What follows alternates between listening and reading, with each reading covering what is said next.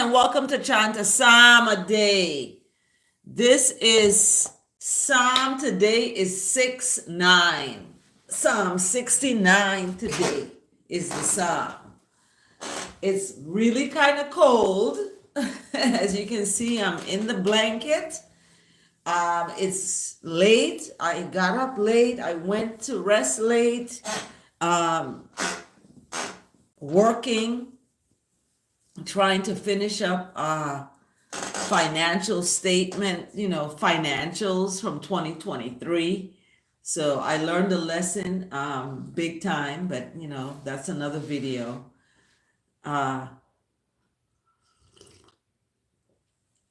In my busy life, I let it get behind. So I'm playing catch up. And I give thanks that, at least I have the Psalm, and I have that moment I could stop and take a moment, because I'm going to keep going until this is completed and submitted to my accountant, and, processed. So it's business. One day I'll have someone that does it for me, and they're paid a salary to do it. And, I just turn in my receipts. But right now I'm doing everything on my own. I'm doing, all of that. So this Psalm 69 is appropriate because it's titled Save Me, O Jehovah, God, the Most High, Lord. Save me. So it's the choir masters, and it's basically according to lilies of David. So it's reminding me of lilies of the field in some way. And I'm drinking my hot tea so that I don't catch any colds or flus, because that seems to be going around where people are getting that. So I'm staying away from that. I don't want any of it. So I drink my my roots tea. It's really roasted. It's roasted roots, and it's delicious. So, and it's hot and warming. As you can see, I'm in my blanket. So this psalm, as I was speaking of, save me, starts off with that, with verse 1, save me, O God, exclamation mark. So this is serious. Something is happening that needs saving, because it's speaking of that, right? So it's explaining it in Psalm 1 as it speaks, for the waters have come up to my neck. So the waters have come up to my neck.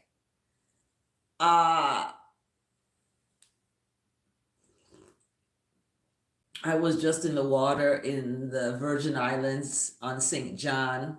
You can watch that video of Trunk Bay. And I went into the water and, felt it up to my neck. And it was clear. I could see the bottom and everything. So when I read this psalm, and for the waters have come up to my neck, it's as an engulfing of something all the way up to, from your bottom of your feet all the way up to your neck. And in verse 2, it then goes to, I sink. And I don't use the word sin. So I go in deep myrrh, I, you know, what's another word for sink? I sin. I sin in deep myrrh. You know, where there is no foothold. I have come into deep waters and the flood sweeps over me. So, verse 2 signifies this physical going down, because that's what sinking is. It's you're going down, and you're going down in this myrrh, this deep myrrh, and there's no foothold. It's in that sunken place, and you've come into these deep waters, and this flood sweeps over you. So this is in verse 2. This is Psalm 69. Verse 2 is really, it's kind of scary, in other words, because you're going down into places where you can't, feel the bottom. There's no foothold. You're just, going down. That's scary, because,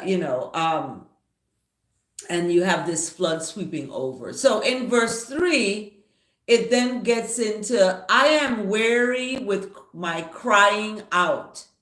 So I is weary with crying. I throat is parched, right? Parched meaning it's dry.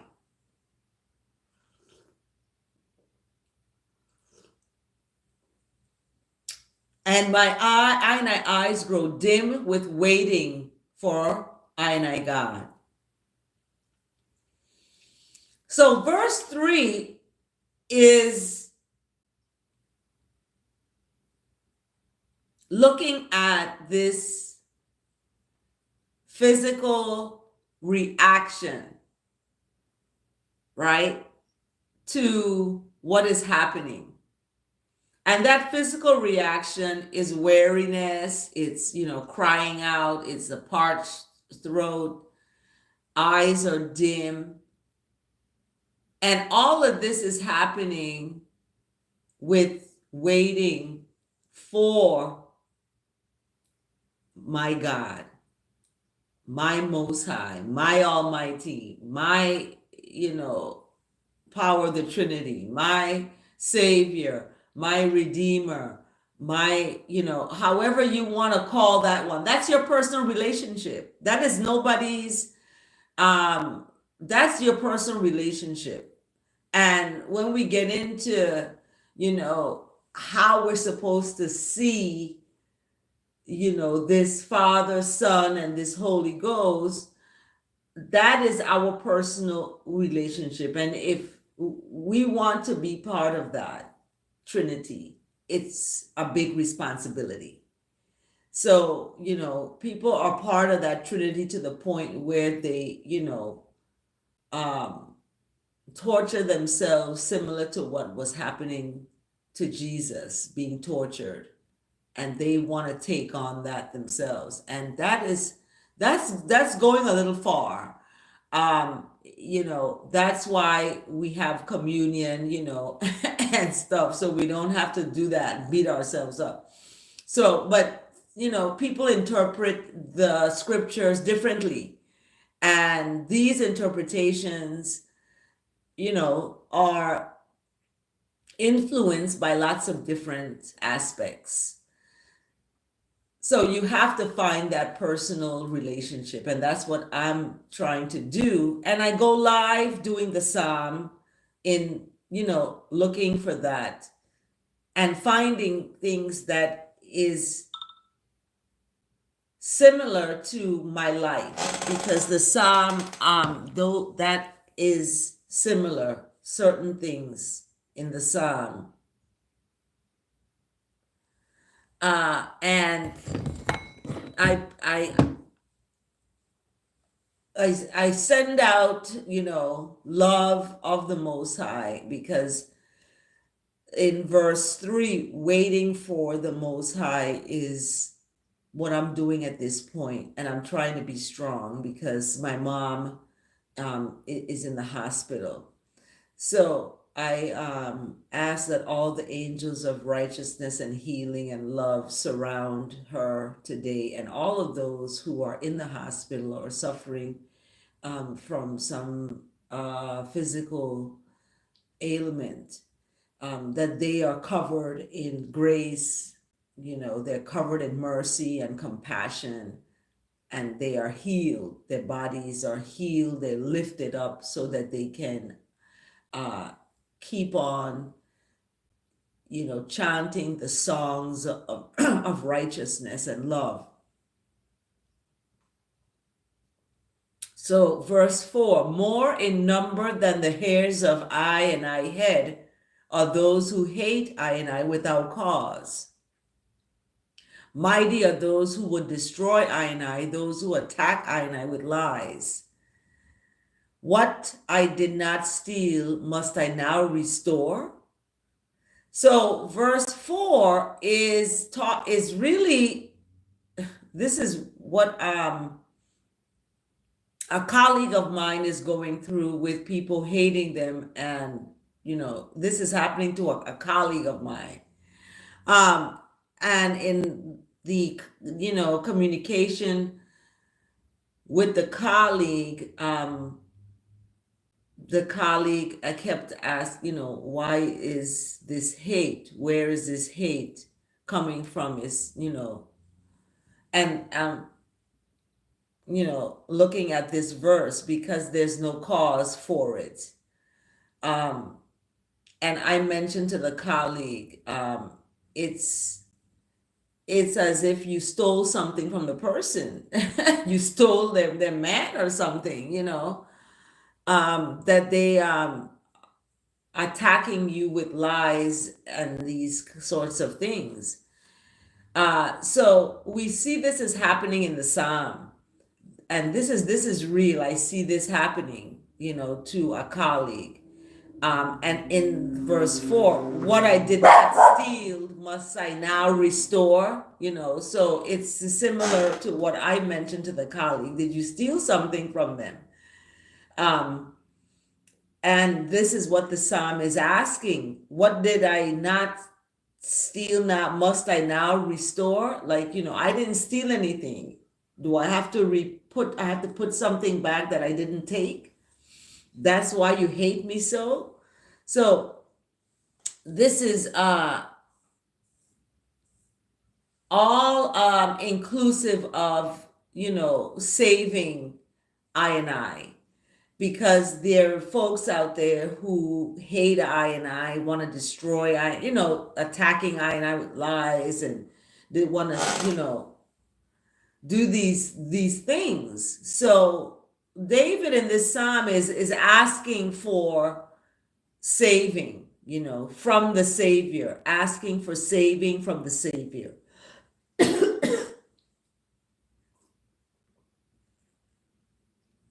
And in verse 5, oh God, you know my folly. The wrongs I have done are not hidden from you. So verse 5 is talking, in terms of who knows. Who knows? Who knows is the Most High. Who knows is the Most High. And the Most High knows your foolishness, knows your, wrongs that you've done is not hidden from the Most High. You can hide it in the dark if you want, but it's not hidden from the Most High.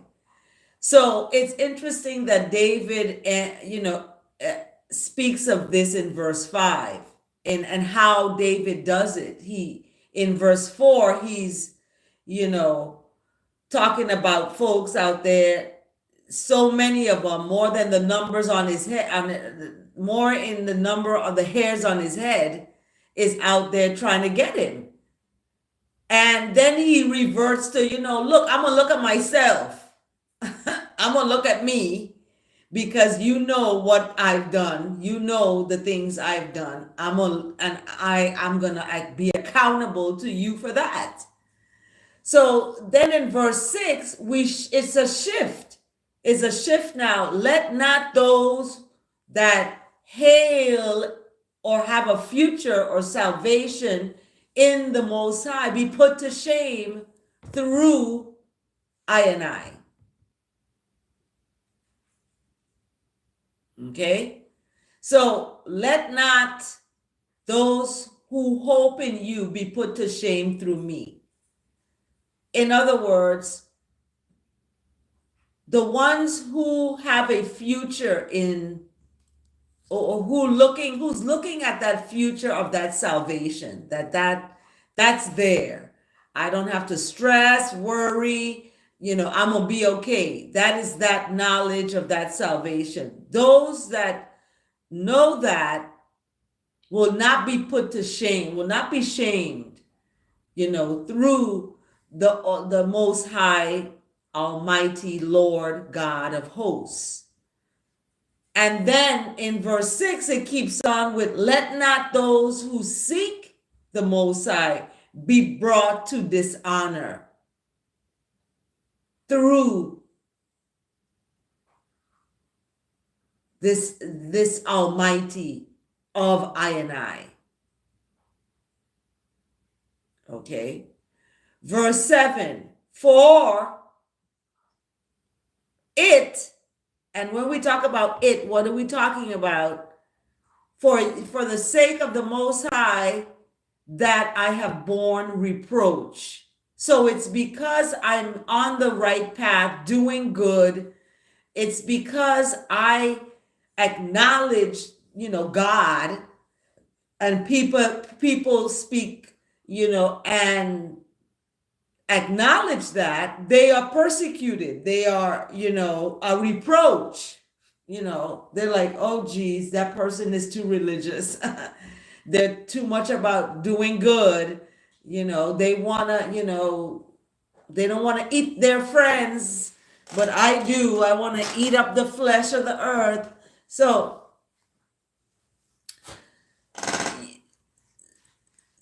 it's, interesting that, we have to acknowledge that. And this borning reproach, you are not going to, you're not gonna born reproach from the crowd doing wrong, right? Or, playing Fortnite. As someone is in the comments asking that they do play Fortnite. And I feel that we'll talk about that, because what do you do, is going to make you who you are. So if you practice certain habits, you're going to perfect those habits. If you practice Fortnite enough, you're going to perfect it, right? Yes. So you're going to perfect anything that you practice. Right now in these times, we are practicing to armor ourselves up with the Most High, with the Almighty. And with that, we have to realize that we have to have other habits. Okay? And these other habits is, for the Most High's sake that I have borne reproach. Okay, I'm going to be hated, I'm going to be reproached, and people going to not want to talk to me because I'm about the Most High's. It's because of that. And that dishonor has covered I and I face. Okay. Verse 8 explains it. For I have become a stranger to my brothers, right? When you become a stranger, people don't talk to you, they don't check for you, they don't, you become a stranger to your brothers, an alien to your mother's sons and daughters. So alien means foreign, right? That's outer space, right? That's so far away. That's what alien is. When you alienate yourself from folks, you are, putting yourself far away.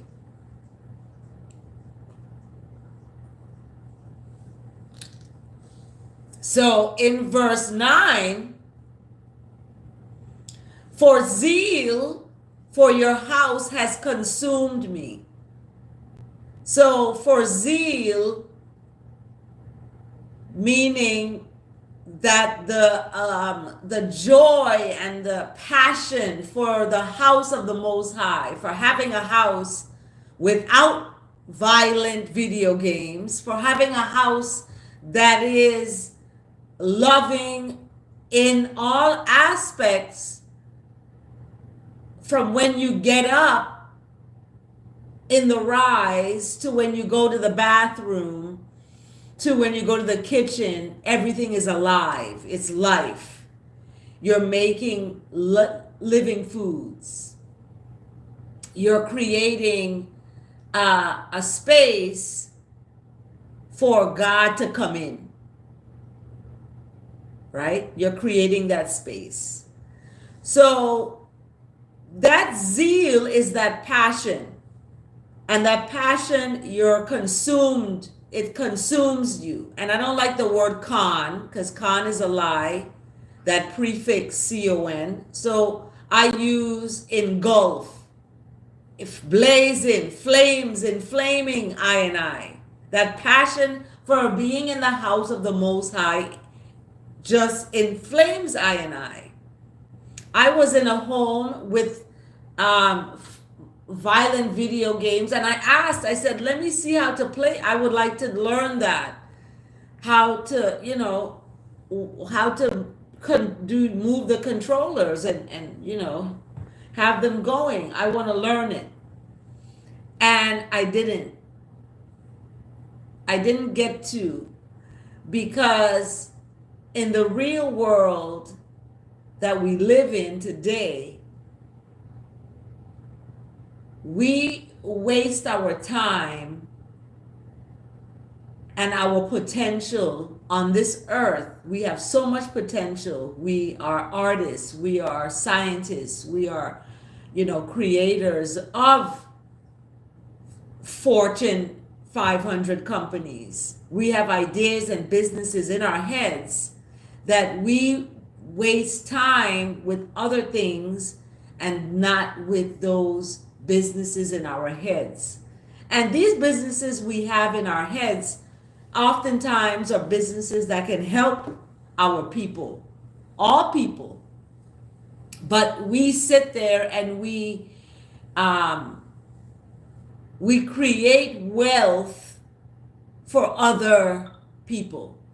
We create wealth for other people. And this wealth that we create for other people is in different ways, and we will get to that, but let's look at how the passion for the house of the Most High has engulfed I. And verse 9 speaks on, and the reproaches of those who reproach you have fallen on I. So those reproaches now have fallen on others, right? It's fallen on others. And in verse 10, when I wept and humbled I life with fasting, right? Stop doing certain things. And fasting could be fasting from Fortnite, right? Taking a fast for a month or 2 months, even a year from it. I fasted for 1 year from something. And that that's gonna become a reproach, because people are gonna be like, why are you not playing Fortnite? And you be like, I'm fasting, I'm gonna fast. Why are you not doing this anymore? Oh, I'm gonna fast. People are gonna reproach you, and that's what verse 10 speaks of. When I wept and humbled my life with fasting, because you're weeping, you're sad that you're stopped doing something for a time. We're in the month now of Ramadan. Some folks are fasting, and it's sad they're, doing without certain things that they're used to having. They're stopping it. And that's being humble. That's learning how to be humble. Humble gonna lead you on the road to being respectful to your parents, being respectful to folks, not having sex in your parents' house, but creating a house for yourself to do those things, so, and playing Fortnite. So you have to really sit and fast, stop doing certain things. So that became a reproach. So in verse 11 now, when I made sackcloth my clothing, I became a byword to them. And I know this firsthand, because I wore sackcloth and went up in the hills. Okay, and folks talked about me behind my back, terribly, in the little town where I'm from. And when I made sackcloth my clothing, it was a form of penance. It was a form of self reflection. It was a form of coming together with the knowledge that I am greater than the outside of me. What's greater is the inside of me. I am greater than all the traps of the world, as someone's commenting about Fortnite. These are traps of the world, and we are greater than that. We can do more with our mind, our hands, so I made clothes out of sackcloth with my hands. I made it. That's what verse 10 is. I made sackcloth my clothing. So you fasting from, using your hands to do violent video games, you can use your hand to make, sackcloth your clothing, or make clothing, or do something, plant trees. But you're going to become a byword. People are going to talk about you behind your back when you do that. But when you follow the crowd, nobody's going to talk about you, because you're doing what everybody else is doing. But when you're standing out from the crowd, this is what's going to happen. So in verse 12, the idea of, I am the talk of those who sit in the gate, and the drunkards make songs about me. That's kind of funny, actually. That people who sit around talking about you, as I mentioned, in the previous verse, folks are sitting around talking about you when you're, fasting, or when you're standing out from the crowd and you don't want to play Fortnite. They're going to talk about you. That's what's happening to me on this channel. Because I talk against certain things, people, either they like me or they don't. And it's fine. You do you, and I'll do the Most High. That's what I do. I do Jah. I do, the Almighty. That's how I seek to speak to God. In when folks call it, they're gonna pray to God, I speak to God. I speak to the Most High with words that's purified in the fire 7 times. Okay. So that's why I translate the psalm and I take out the pronouns completely. So when we look at the verse 12 about the drunkards making songs, um, this is what verse 13 is speaking of. I'm not going to go and attack these folks for doing that. This is what verse 13 speaks that you should do. But as for I prayer is to you, O Lord. So what did I speak of the word prayer? Instead of prayer, what do we speak of? We speak to God. So, but as for I will speak to the Most High at an acceptable time, O Most High, in the abundance of the Most High steadfast love, answer I in the Most High saving faithfulness. So this is what, stop it. This is what I'm going to do.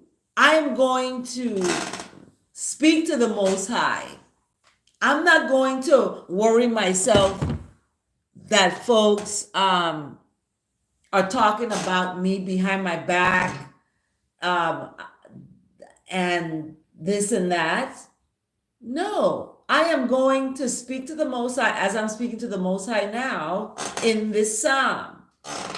At an acceptable time, the Most High is going in abundance, going to answer I in faithfulness in the acceptable time. So I'm going to wait, just as the verse says in verse 3. I'm waiting for the Most High. So that's why in now verse 13, it's an acceptable time. You have to wait in the Most High's time because you're waiting for the Most High. Your thing is not to attack folks, put folks on the firing squad, do bad things to folks because folks did bad things to you. It's just revealing.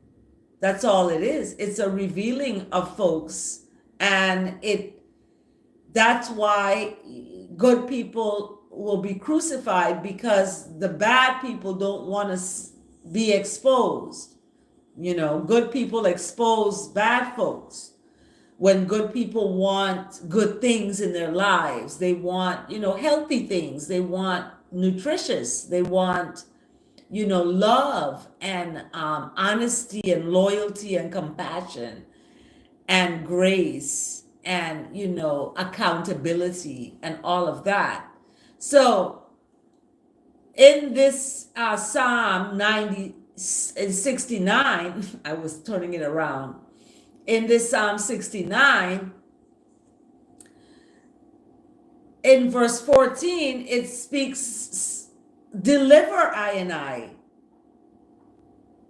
Okay, because it can be hard. It can be hard dealing with folks. So you're asking for deliverance from sinking in the myrrh, because folks are down and they want to pull you down with them. So you're asking, you're pleading. This is like verse 14, deliver I, not just myself, but all of I, because we're all chained together as brothers and sisters, as sons and daughters. We affect everything and everyone with our actions and our choices, our decisions. We affecting others. Even when we do stuff to ourselves, people that love us, we affect them. We affect them. We hurt them when we out there, in the streets hurting ourselves. So for verse 14 is specifically starting out, deliver I from, going down into the myrrh. Let I be delivered from I enemies and from the deep waters, because this is where the enemies are. They're ones who are pulling you down. They never give, they always take. Right? So we look at verse 15. Let not the flood sweep over I and I, or the deep swallow I and I, or the pit close its mouth over I and I. So this is a plea for everyone, okay? When I speak to the Most High, I'm speaking to the Most High on behalf of everyone, not just for myself. And people, oh, can I get a car? Can I get riches? And can I win the $1 billion lottery? Can I win the people talk about and wanting things for themselves. When I get this, I'm gonna get this, and I want this and I want that, Okay. But we have to know that we are in this together. We're in this together. Even a stranger can be an angel unawares. So we have to learn and we have to live for others, thinking of others first. When we use the bathroom, a simple action, right? We clean it because we're thinking not of ourselves. We're thinking of the other person who's got to use it. So we're going to spray it down, we're going to clean it up, and we're going to get it ready for the next person. That is how we have to live. That is the house, living to serve righteousness, goodness, cleanliness, mercy, honor, integrity, and all of that we living to be about. So we don't want the flood to sweep over, the flood of filth, right? The flood of disorder. You got, garbage all over the place. We don't want that. We don't want the deep to swallow us up.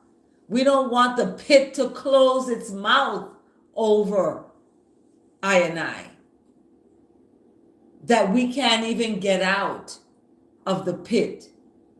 So in verse 16, after verse 14 speaks of delivering, now verse 16 speaks of answer. Answer I and I, O Most High, for the Most High's steadfast love is good. According to the Most High's abundant mercy, turn to I and I. So this is what I'm talking about, mercy. Having mercy for folks, right? Having mercy. I am going to create a mercy fund.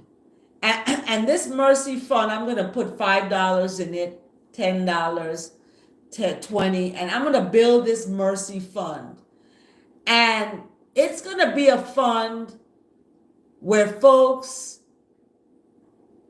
are needing help. And not just the financial help, but financial literacy help, where they take a course in financial literacy. And this course will teach them how to have mercy, right? Because money is one aspect of life that can be addictive. Just like, foods and, drugs, we have legal drugs, pain, when we go to the hospital, we get these drugs to help with pain. Pain drugs have turned into a nightmare, and people have become addicted to these drugs. And their mind is so weak because they're feeding it not with food, but with, addiction and pain. And that's where the addiction comes from. It comes from that pain. So, and that is a big enemy in people's lives. Okay? But there is a steadfast love that is good, and that is going to answer I and I. And it's going to answer I and I according to mercy, the amount of mercy, okay, that's going to turn to ones who are suffering in the hospital. Okay, I be merciful to lift those ones up out of that they are not swallowed into the pit. And in verse 17, it's speaking of the face of God, the face of God to not be hidden from God's servants because of the distress. Make haste to answer God's servant, the Most High's servant. And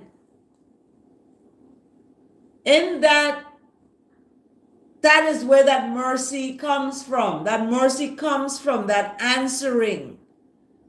The Most High don't have to answer, but because of mercy, the Most High answers.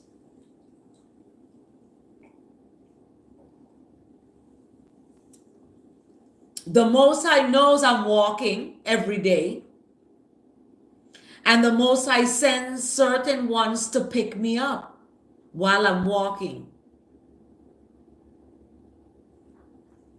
Send certain ones to pick me up while I'm walking. So the Most High will send certain ones to give and certain ones to take.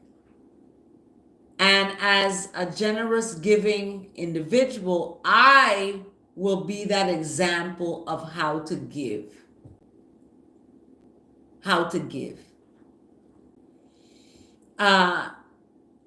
So in verse 17, it's, don't hide your face because I'm in this distress.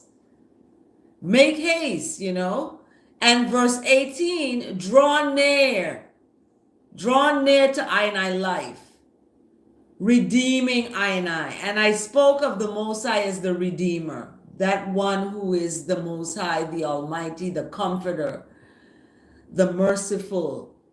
In Islam, they, God the Beneficent, the Merciful, that bestows benefits and that's merciful. So we look at that one as drawing near to your life. And why? Because of I and I enemies. Exclamation mark. And these enemies can be your close companions.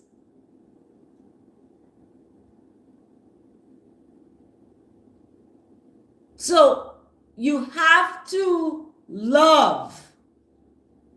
You have to love your enemies.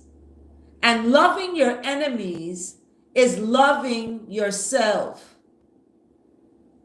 And loving your enemies is loving others first, even the ones who talk about you, even the ones who take from you and don't give. Okay? So we look at verse 19. And verse 19 is speaking of, this is Psalm 69. Verse 19 speaks, my reproach. So verse 19 is expressing to the Most High the knowledge of folks talk, you know about what's going on. And I shame and I dishonor. Right? I foes are all known to the Most High. So that's important. The Most High knows these folks that are talking about you, so you do not have to call out anyone. You leave it alone.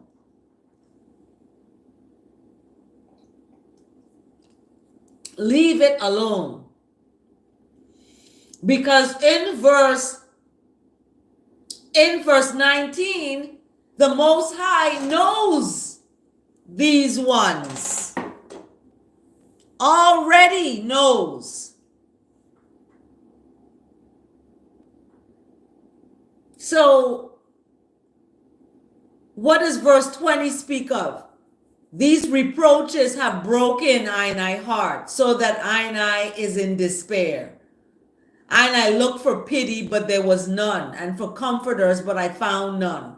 So verse 20 is where a lot of people get stuck. They get stuck in a depression because folks are talking about them, folks are using them, and their hearts are broken. The relationship they're in or whatever broke their heart. They're in a despair. They looked for, pity. They looked for, love, and they looked for, but there was none. They looked for comfort. They looked for a comforter, but there was none. Ain't no one. Okay. And it even gets serious to the point where in verse 21, the enemies now, or these ones who talking behind your back and breaking your heart with these reproaches, they're not approaching you, they're reproaching you, they're staying away from you. They're not, communicating. They're not going to be there to comfort. There was none. These ones gave you poison for food. Okay, and poison is not just arsenic poison. It could be poisonous foods that are not healthy foods. Okay, fast foods I look at as poison. Alcohol I look at as poison. And I do, sip maybe wine once in a while, but it's when it's in abundance or over consumed, it becomes an ism, right? It becomes an ism. It becomes alcoholism because it's over consumed. When you over consume something, it becomes a problem. You become addicted. You become where you have to have it. Your body now you've recreated your DNA for that in your body, and sometimes this is passed down to the next generation in the DNA. So, and sometimes, folks can be prone to alcoholism because it's in their DNA. And, you got to be careful. You have to be careful because certain things in our environment triggers that to happen. So the food is poison, and for thirst, it's this sour wine they're giving you. So this is similar to what Jesus experienced in the crucifixion, giving vinegar to drink. They gave him, on the cross there. So this is brutal. This is really brutal. So we go to verse 22, and this Psalm 69 is 35 verses. So verse 22 we're on now, and it's 50 minutes into this. So verse 22, let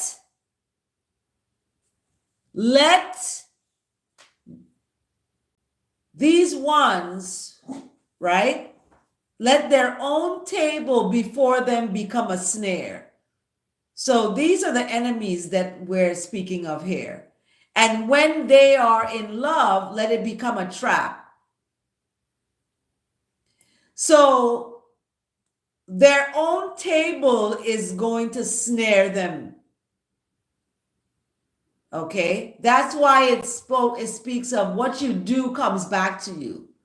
The things that you do to people will come back to you. So when you are there sitting up talking about folks, using folks, or taking and not giving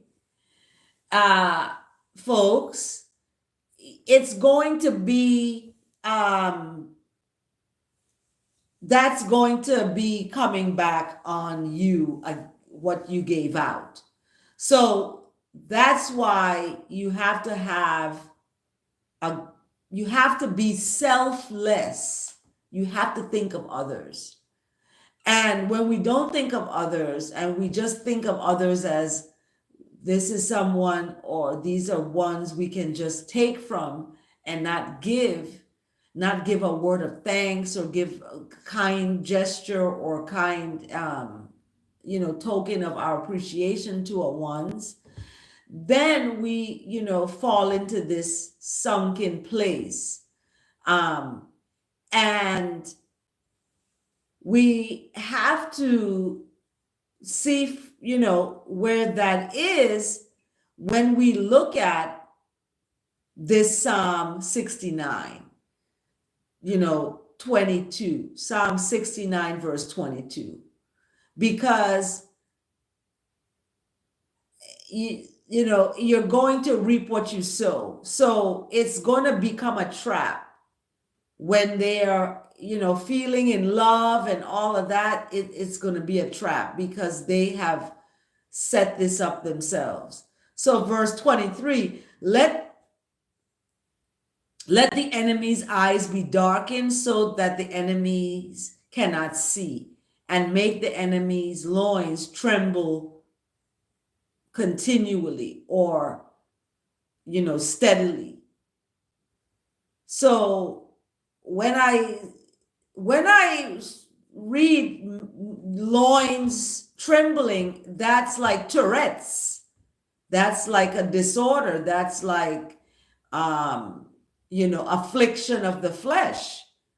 So this is brutal, as I just spoke of. And in verse 24, it gets even worse in terms of brutality. Pour out indignation, God's indignation upon the enemies, and let God's burning anger overtake the enemies.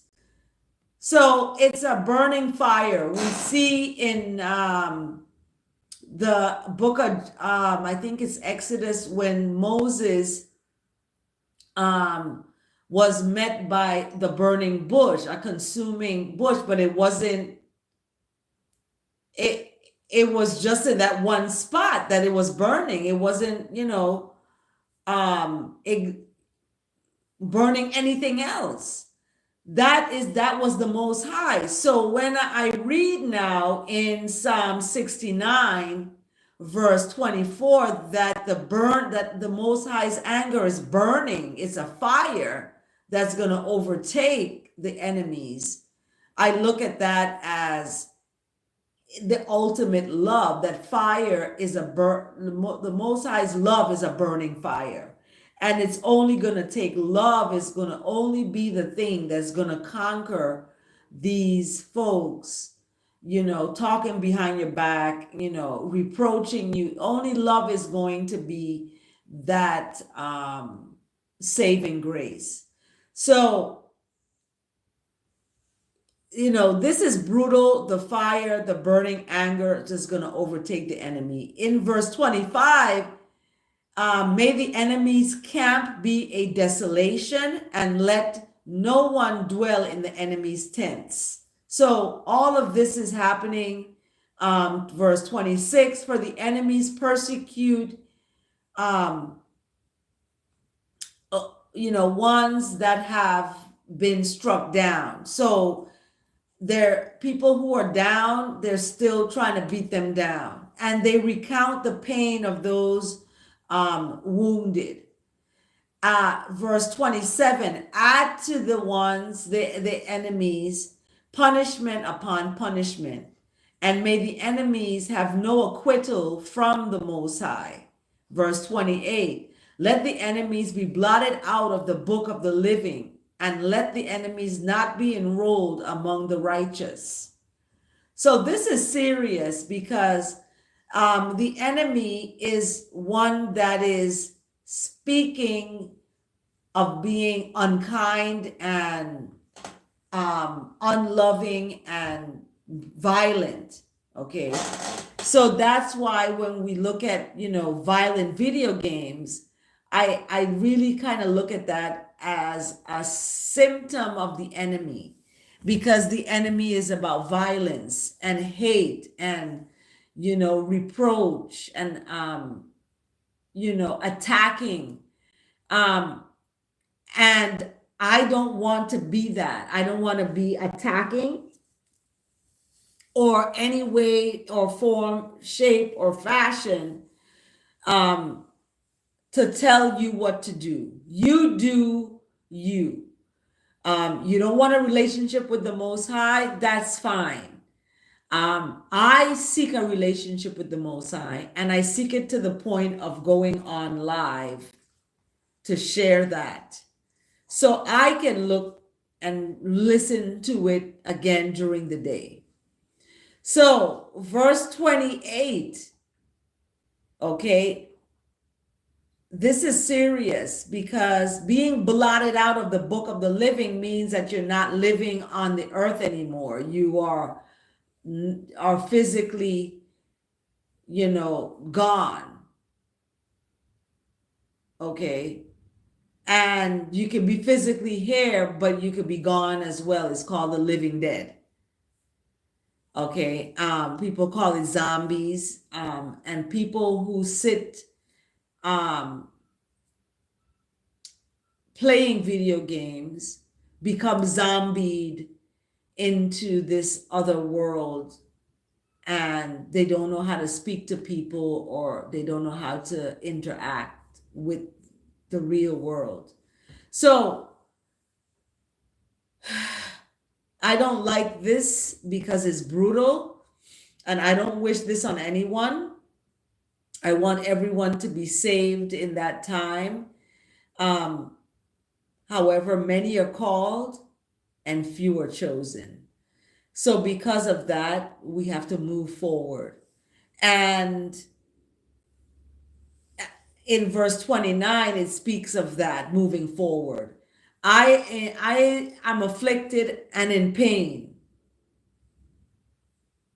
So being afflicted and in pain, verse 29, it speaks of the salvation of the Most High as the cure.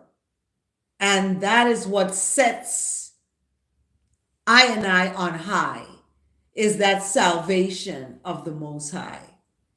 That sets I on high, exclamation mark. So even though I'm afflicted and in pain, I let the salvation of the Most High, okay, it's set on high. And that's what I want everyone out there who are in pain and who's afflicted to wait for the Most High. Set the Most High salvation on high. And that, what that means is, know that there's a future that is going to be okay. Once your mind frame is in that mind frame of strength and it's going to be okay, your body is going to start to respond to that. And your body is going to find ways to heal itself. So it starts with the mind. And that's why the mind is a terrible thing to waste. Sitting and playing violent video games is wasting your mind. We're into an hour now, and we're almost finished with the psalm. It was a long psalm today, 69, 35 verses, but we're finishing up. Verse 30, we're on verse 30, so we have 5 more verses. I will chant a song to the name of the Most High. I will magnify the Most High with thanksgiving, with giving thanks. Okay. Verse 31. Chanting to the Most High with a song and magnifying the Most High with thanksgiving pleases the Most High more than an ox or a bull with horns and hoofs. Okay. When the humble see that chanting to the Most High's name with a song and magnifying the Most High with the giving of thanks is more than these material things, the humble will see all that and the humble will be glad. The ones seeking the Most High, their hearts will be revived, right? Your body will be healed, in other words. Your heart will be healed. For the Most High listens to the needy and does not despise the people that are in prison. They're in prisons, federal prisons. They're in prisons of their mind. They're in prisons of their home. They're in prisons of, gambling. They're in prisons of alcoholism and drug addiction. They're in prisons of,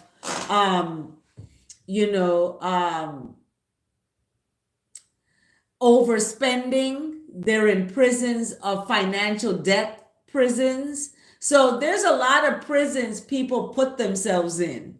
And they put themselves in because of generations and generations of, cycles of poverty and this generational curse. So breaking the curse is part of what I'm doing here, to break that curse. So in verse 34 and 35, it's speaking of heaven and earth chanting to the Most High. And I'm getting ready for a Sunday service, actually. So it just came on my live join Sunday service at the Potter's House.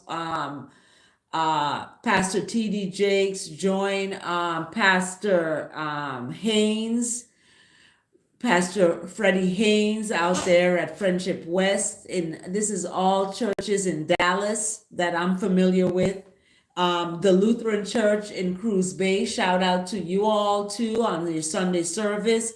And every place that's having Sunday service. As I end this psalm, let all chant songs to the Most High, the seas and everything that moves in the seas. For the Most High, verse 35, will save Zion, will save happiness and love and kindness and mercy, and build up the cities of Judah, the overcoming Ambassa of the tribe of Judah. This is the one that overcame Goliath and overcame that suffering. And people shall dwell there and possess these places, and the offsprings of servants of the Most High shall inherit these places, and those that love the name of the Most High. Kadamawe, Kadamawe, Haile Selassie the First, the power of the Trinity, the Almighty.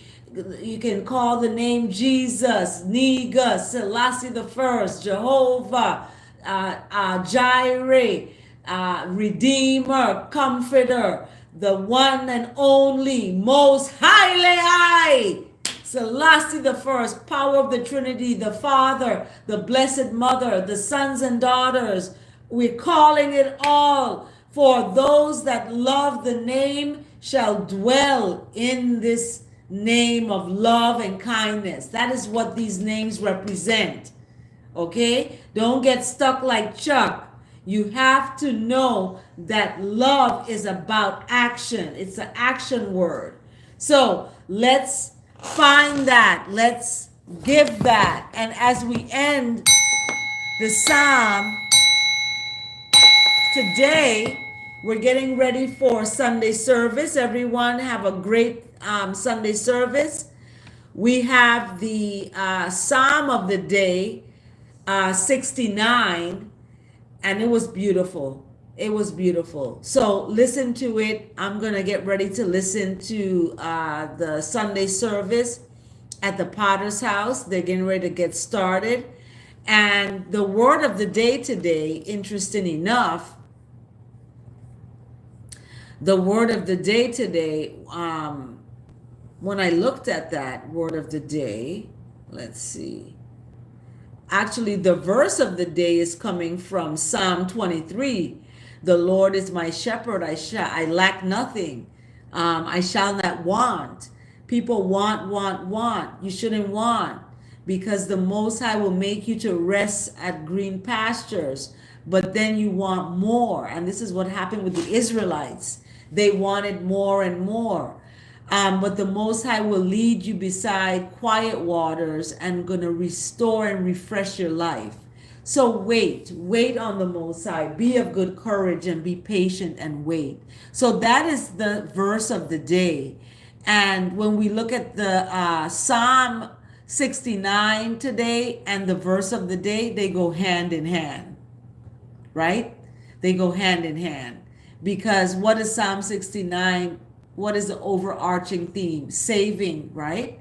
The Most High saves I and I.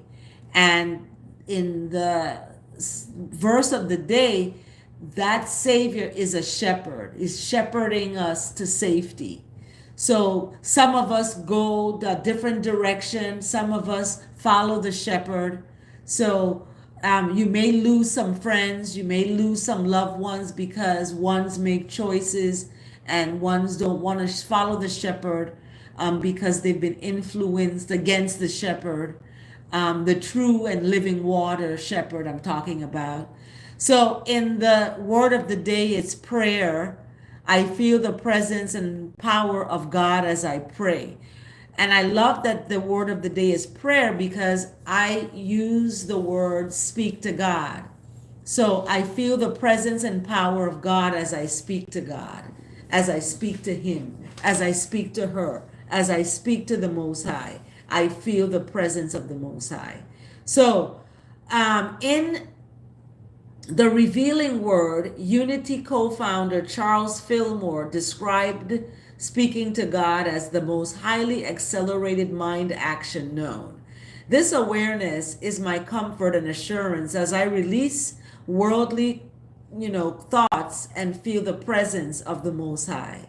As I speak to the Most High, I immerse in the silence, so I am still and know. For being in the silence and being still and knowing places a deep communion.